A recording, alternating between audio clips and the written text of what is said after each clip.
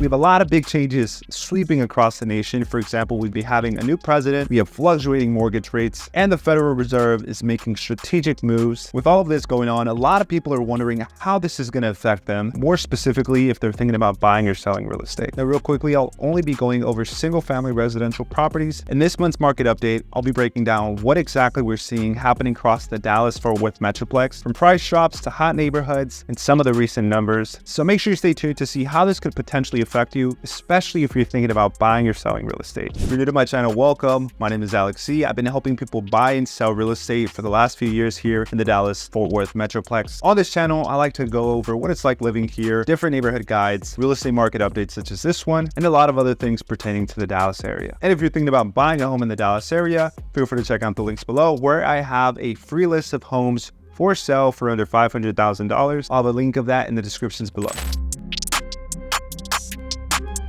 Now back to the market update. Once again, we have so many different changes going on nationwide that are also having an impact on the Dallas real estate market. So in order for us to see what's going on in the market, we have to look at a few current indicators. So first, let's take a look at the numbers that are currently shaping the market. So I'll be going over 5 of the biggest counties located in the Dallas-Fort Worth Metroplex. Because we have so many different cities located in the DFW Metroplex, I'll only be going over these counties. But if you want a more detailed analysis for a specific city, feel free to let me know in the comments below.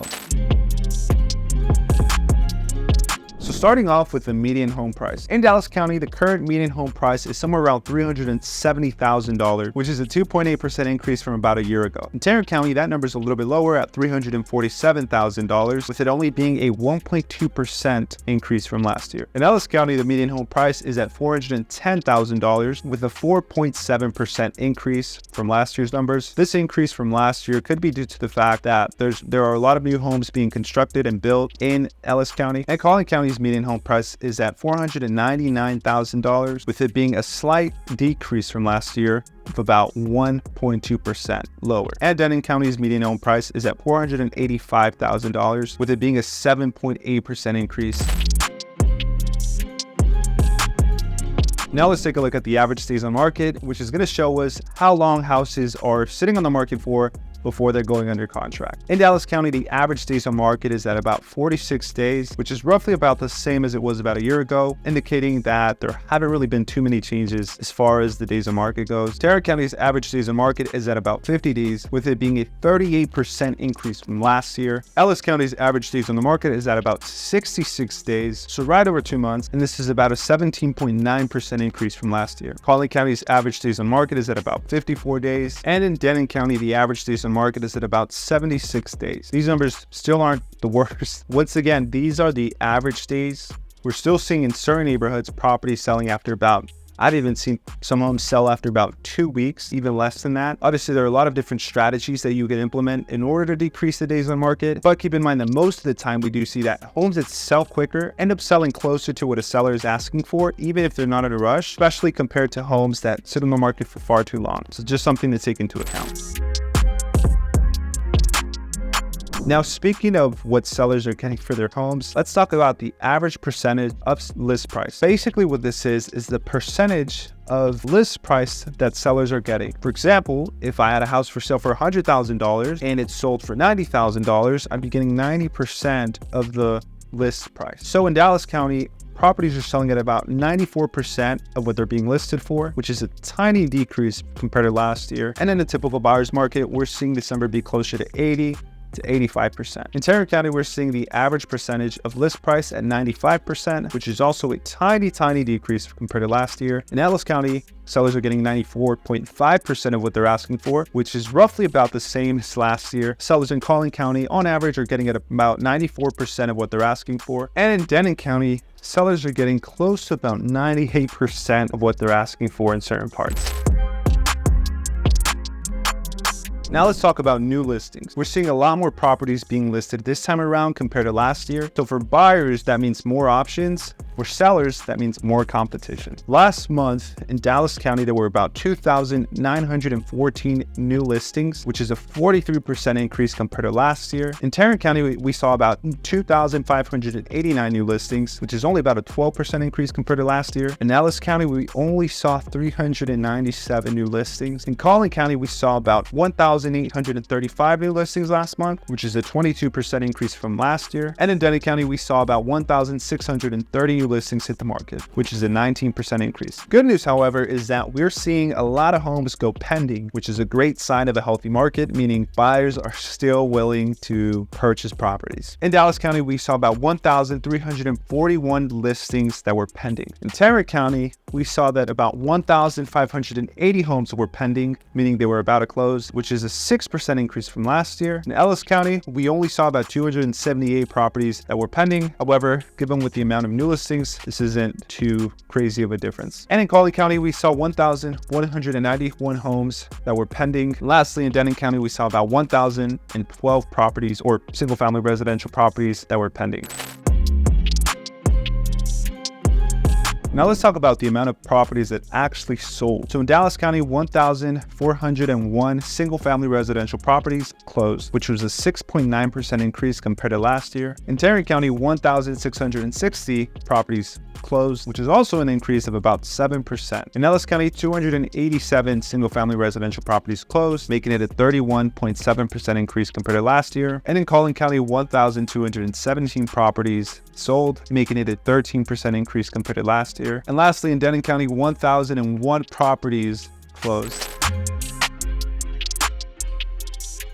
For the numbers, the last thing I really want to touch on is the average shows pending, meaning how many showings on average it's taking for homes to go under contract. In Dallas County, it's taking about 13.1 showings for properties to go under contract, making it a decrease compared to last year. In Tarrant County, we're seeing that it's taking about 13.8 showings before a property goes under contract. In Ellis County, that number is a little bit lower at 9.4. In Collin County, we're seeing this number at about 13.2. And lastly, in Denton County, we're seeing that it's taking about 12.6 showings for properties to end up going under contract. These numbers are vital to understanding the overall health and activity in the Dallas real estate market.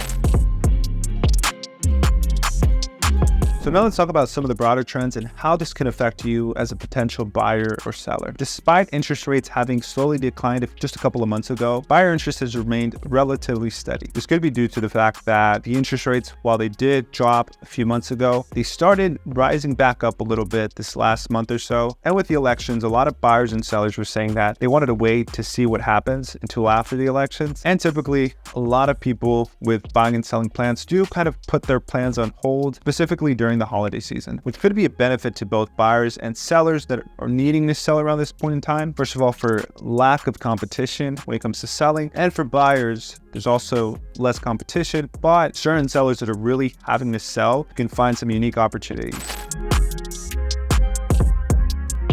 The Dallas real estate market has been identified and seen as one of the leading and top metropolitan areas for real estate investment and development, especially for 2025. This could be attributed to economic growth, population increases, and migration here. Despite a 38% in housing prices since 2020, overall, the median home price does remain a bit competitive, especially when you're looking at numbers from a national level. Now, as far as sellers go, we've seen that in the DFW Metroplex, 27% of homes have had some sort of price reduction, compared to the national average at about 17.8%. This could be due to the fact that we've seen longer days on market, and this could potentially help to attract a little bit more buyers. If you are going to decrease your price, as long as you're doing it in a timely manner and not after way over the average days on market, this really isn't a huge deal breaker.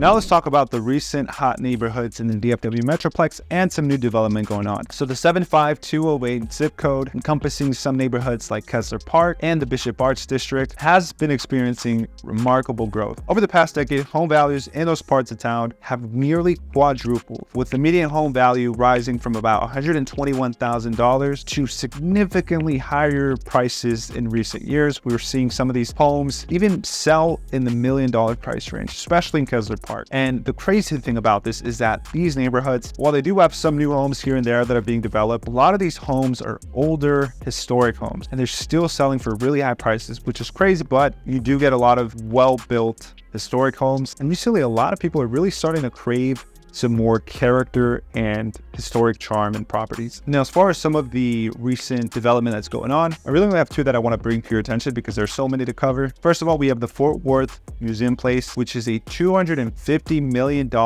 mixed-use development. It was initiated back in 2021. Hopefully it'll be completed soon, but obviously with these big projects, there are always delays. It's going to feature 168,000 square feet of office space, a 200-room boutique hotel, and 170 luxury apartments. We also have the Megatel Homes Lagoon development. Megatel Homes has started on their second phase of its lagoon development. They're planning to add 250 homes, moving toward an eventual total of approximately 2,000 residential units. The project is expected to be completed by the end of 2029 and will include amenities such as a large lagoon with a 60-foot tall water slide and wave pool, as well as a bar, arcade, bowling alley, and plenty of restaurants. These developments, as well as a lot more that I can put a link to in the descriptions below, are a huge reason why we're seeing so much growth just throughout the whole Metroplex. So what does this all even mean for you? Well, for buyers, like I've kind of mentioned, typically around the holidays, we get sellers who are having to sell due to some serious. So under these circumstances, well, I'm not suggesting lowballing the crap out of any sellers because that can risk offending them and not even wanting to counter. You can find some unique opportunities and some deals, especially with new construction homes. For sellers, ensuring that you implement the right pricing strategy is super important. And what I mean by the right pricing strategy, I mean placing your home on the market as the obvious choice without giving it away. There are a ton of different strategies that you can implement in order to cause multiple buyers to see your home as the obvious choice and ultimately drive up demand, because as economics 101 tells us, more demand there is, the higher price can go. So now that you know a little bit more about what's going on in the Dallas market, you might be thinking, well, what are the pros and cons of actually living in Dallas, especially if you're not from here? If that's you, feel free to check out this video here. And if you're thinking about what does it cost to live in Dallas, I also have you covered with this video here.